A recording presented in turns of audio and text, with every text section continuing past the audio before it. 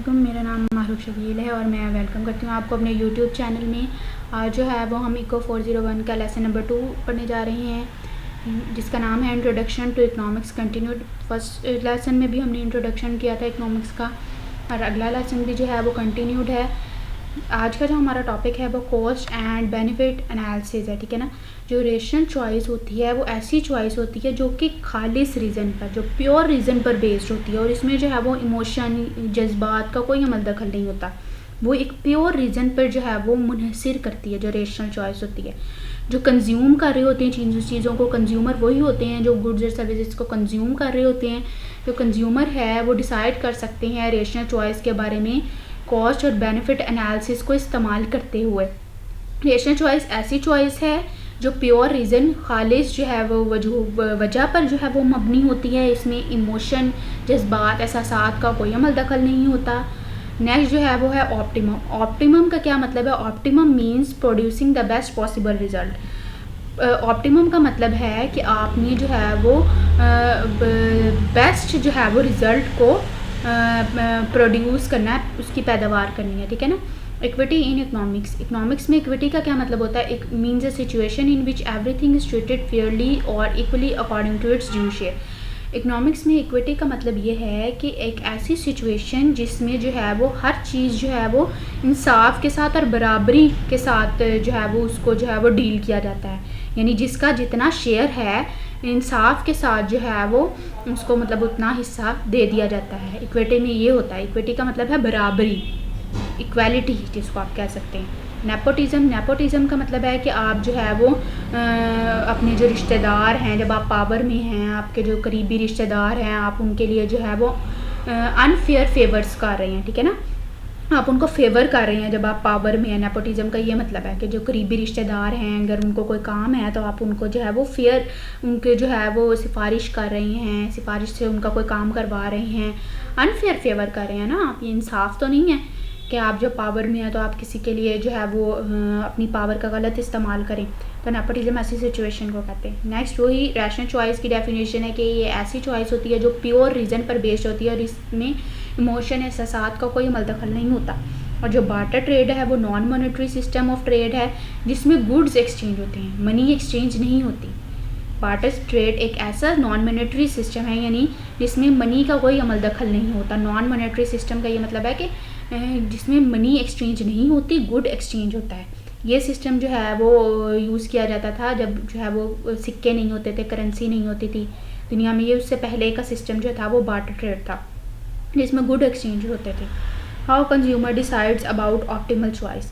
The consumer decide about optimal choice by using cost and benefit analysis which maximise the benefit relative to the cost. वो कह रहे हैं कि जो consumer consume कर रहा है वो अपनी ऑप्टिमल चॉइस के बारे में इस तरह फैसला ले सकता है कि वो जो है वो कॉस्ट और बेनिफिट एनालिसिस को मद्देनज़र रखें, जिससे जो है वो उसका जो बेनिफिट है वो ज़्यादा हो जाएगा कॉस्ट के मुकाबले में।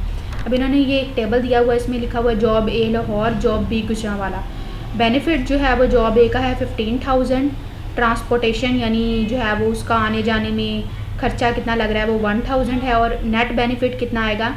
बेनिफिट में से कॉस्ट को माइनस कर दिया तो 14,000 आ जाएगा। जबकि जॉब बी जो है वो गुजरांवाला में है, उसकी सैलरी कितनी है? 20,000 है। जॉब ए की 15,000 थी जबकि जॉब बी की 20,000 है। लेकिन उसका जो ट्रांसपोर्ट यानी वो दूर है उसके घर से, तो जो उसकी ट्रांसपोर्टेशन है वो बहुत ज़्यादा लग रही है, 7,000 लग रही है। तो उसका नेट बेनिफिट कितना हो जाएगा? 13,000। यानी 20,000 उसकी सैलरी है, 7,000 में से लेस हो जाएगा और टोटल उसके पास कितना बचेगा? 13,000 जॉब बी में। जबकि जॉब ए में 15,000 उसकी सैलरी है, उसकी जो ट्रांसपोर्टेशन का खर्चा है वो सिर्फ 1,000 है, तो उसके पास कितना बचेगा? 14,000। तो जो है इसमें बेनिफिट अक्लमंदी क्या है कि कौन सी जॉब को जो है वो सेलेक्ट किया जाए, वो है जॉब ए, क्योंकि इसमें ट्रांसपोर्टेशन का खर्चा बहुत कम है और आपका जो नेट बेनिफिट है वो आपको ज़्यादा मिलेगा। जबकि जॉब बी में सैलरी ज़्यादा है लेकिन ट्रांसपोर्टेशन का खर्चा 7,000 बहुत ज़्यादा है और जो आपको बेनिफिट मिलेगा वो भी कम होगा जॉब ए के मुकाबले में। तो जॉब ए जो है वो बेस्ट चॉइस है। नेक्स्ट है how producer decide about optimal choice. के प्रोड्यूसर जो है जो प्रोड्यूस कर रहे हैं गुड्स को, वो कैसे ऑप्टिमल चॉइस के बारे में फ़ैसला लेंगे। कॉस्ट जो है वो will be additional labour employed, additional raw material, additional parts and component that will be have to bought. ठीक है ना। जो कॉस्ट है उसमें क्या आ जाता है कि एडिशनल लेबर, यानी कोई भी गुड या गुड जो है वो आप प्रोड्यूस कर रहे हैं उसमें जितने भी एडिशनल इजाफी जो है वो लेबर आप एम्प्लॉय करेंगे वो आ जाती है। एडिशनल जितना रॉ मटेरियल आपका ज़्यादा लगेगा, इजाफी लगेगा, एडिशनल पार्ट कंपोनेंट, कोई भी चीज़ें जो आपको इजाफी चाहिए होंगी, जो आपने ख़रीदनी होंगी, वो सारा कुछ कॉस्ट में आ जाएगा। जबकि बेनिफिट जो है वो benefit will be additional revenue that firm will get by selling the additional number of car. Benefit जो है वो एडिशनल रेवेन्यू है जो एक फर्म को हासिल होगा जब वो इजाफी जो है वो नंबर ऑफ कार्स जो है वो बेचेगी, सेलिंग बेचेगी। अपॉर्चुनिटी कॉस्ट जो है वो the opportunity cost of a particular choice जो है वो is the satisfaction that being derived from the next best alternative for जून।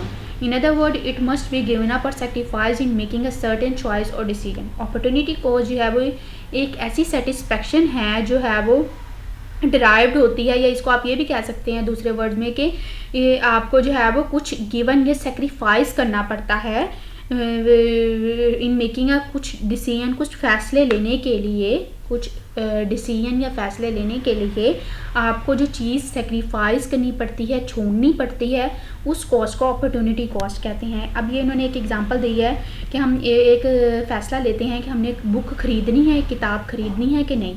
अगर आप किताब नहीं खरीदते तो आप जो है वो बहुत सारी दूसरी एक्टिविटीज़ में मुलव्वस हो सकते हैं। जैसे कि इन द फॉलोइंग टेबल जो है वो कह रहे हैं opportunity cost of buying the book, कह रहे हैं कि जो अपॉर्चुनिटी कॉस्ट है किताब खरीदने की, चैरिटी ना देने की, जो है वो है 20।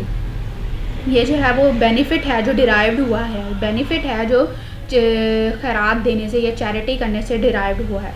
यू विल आप तब किताब ख़रीदेंगे कि अगर जो बेनिफिट है जो किताब से डिराइव्ड हुआ है वो कम हो, मतलब ज़्यादा होगा, ठीक है ना, बाकी चीज़ों की निस्बत। इन्होंने टेबल में भी शोर किया हुआ है। बुक है उसकी कॉस्ट 200 है लेकिन जो बेनिफिट डिराइव्ड हुआ है वो 10 है।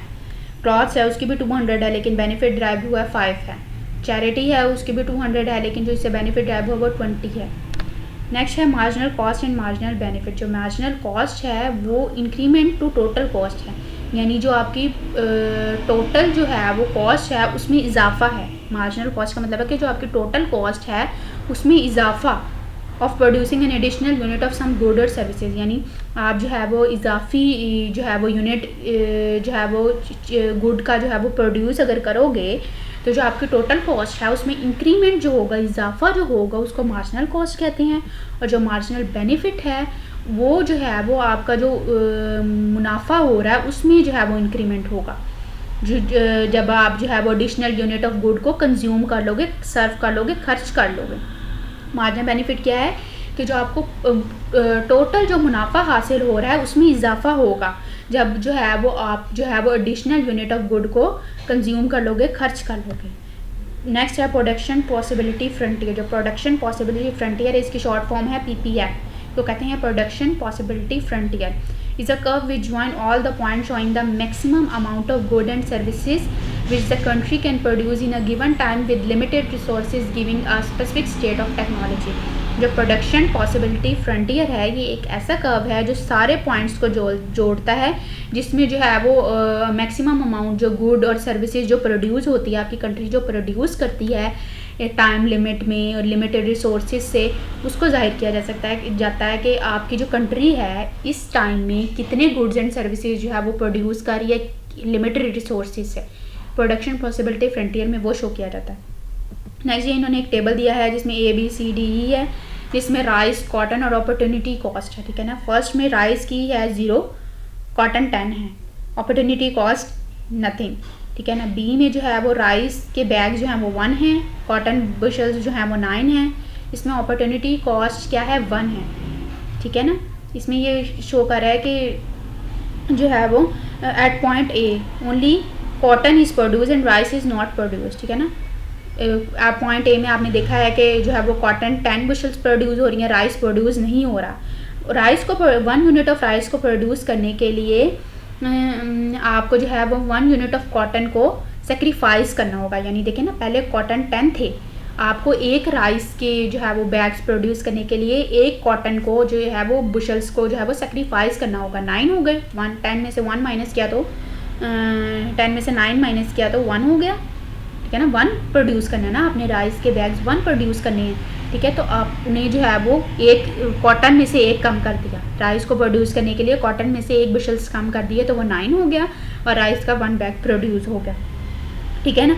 जो आपने सेक्रीफाइस किया है वो आपकी अपॉर्चुनिटी कॉस्ट है। जैसे 1, 10 में से 1 सेक्रीफाइस आपने किया तो 9 बच गया, अपॉर्चुनिटी कॉस्ट आपकी क्या होगी 1। ऐसे ही अगले में जो है वो उन्होंने किया हुआ है।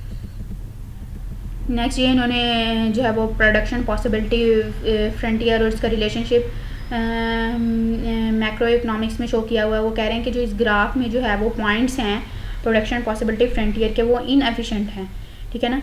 Inefficient means that it may not be using its available. Inefficient का मतलब ये होता है कि ये जो है वो अपनी जो मुहैया करदा जो ज़राए हैं, रिसोर्सेज हैं, उनको इस्तेमाल नहीं कर रहे, ठीक है ना।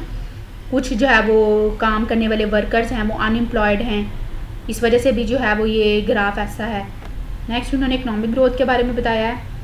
इकोनॉमिक ग्रोथ जो है वो कंट्री की जो है वो वक्त के हिसाब से, वक्त गुजरने के साथ साथ जो कंट्री के टोटल आउटपुट में इजाफा होता है, ठीक है ना।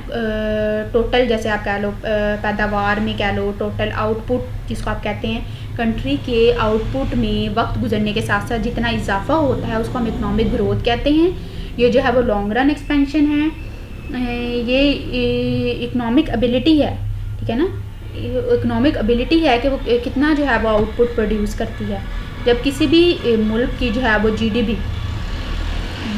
ग्रॉस डोमेस्टिक प्रोडक्ट जो है वो इंक्रीज़ होती है, बढ़ती है, इसका मतलब ये है कि जो मुल्क है वो इकोनॉमिकली जो है वो ग्रो कर रहा है, ठीक है ना, ठीक है ना। इकोनॉमिक ग्रोथ जो है वो किस वजह से पॉसिबल होती है कि आप किसी भी इकोनॉमिक रिसोर्सेज कौन से होते हैं, लैंड है, कैपिटल है, एंटरप्रेन्योरशिप है, जो फर्स्ट लेक्चर में पढ़े थे, कि आप जो है वो इन सारे इकोनॉमिक रिसोर्सेज की क्वांटिटी और क्वालिटी को बेहतर करें, ठीक है। यहीं तक था हमारा लेक्चर। उम्मीद है कि आपको पसंद आया होगा। अगर आपको मेरा लेक्चर पसंद आता है तो आप मेरे चैनल को लाइक करें, सब्सक्राइब करें, शेयर करें। अल्लाह हाफ़िज़।